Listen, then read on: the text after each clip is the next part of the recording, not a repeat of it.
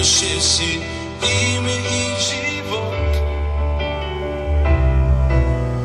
Нито дявол, нито ангел беше като нас, малко по-добър отколкото по-лош.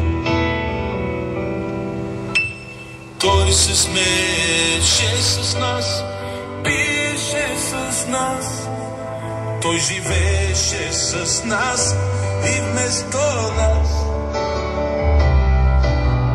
А в една студена вечер тръгна вместо нас, влезе пръв в мрака и остана там. Казаха, че бил герой, че била съдбата такава. Казаха, че бил герой. Бог да прости колегите.